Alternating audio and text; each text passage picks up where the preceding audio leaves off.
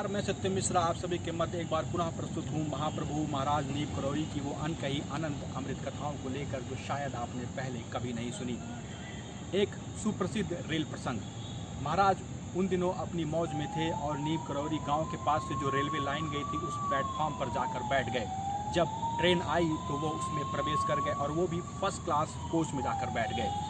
इतने में ही जब एक एंग्लो इंडियन टीटी आया और महाराज जी से टिकट मांगा तो उन्होंने नकारात्मक उत्तर दे दिया, जिसके चलते टीटी जो था वो काफ़ी जो है क्रोधित हो गया और महाराज जी का हाथ पकड़कर उन्हें ट्रेन से उतार दिया।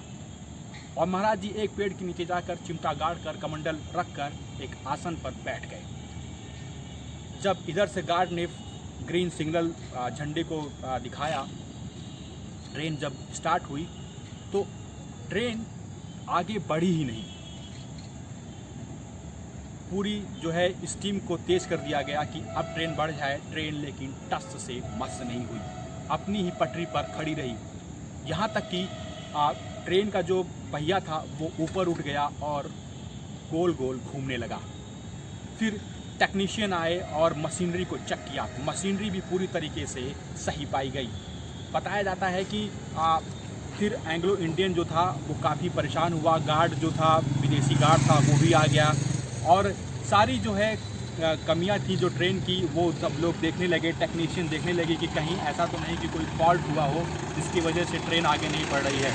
हाई स्पीड स्टीम दिया गया कि ट्रेन आगे बढ़े, लेकिन ट्रेन अपनी जगह पर खड़ी रही और 1 इंच भी आगे नहीं बढ़ी। उतने में जो ट्रेन में यात्री सवार थे उन्होंने उस एंग्लो इंडियन टीटी से और विदेशी गार्ड से और अधिकारियों से कहा कि आपने जिन साधु को उतारा है वो उन्हीं का प्रताप है, इसी वजह से ये जो रेलगाड़ी है आगे नहीं बढ़ रही है। उनको अगर फिर से फर्स्ट कोच में बैठा दिया जाए सम्मानपूर्वक तो गाड़ी निसंदेह आगे बढ़ जाएगी।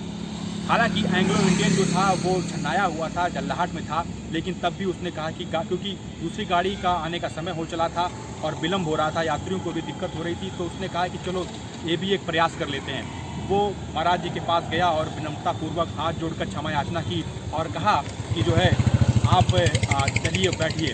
तो महाराज जी इतना सुनते ही कहा कि चलो ठीक है, तुम्हारी इच्छा है तो तू कह रहा है तो मैं चलता हूँ। और महाराज जी कौतुकवश फिर वो रेलगाड़ी में जाकर बैठ गए। जैसे ही वो सीट पर बैठते हैं, चिमटा कमंडल रखते हैं और कहते हैं ठीक है जा, गाड़ी चलने लगी।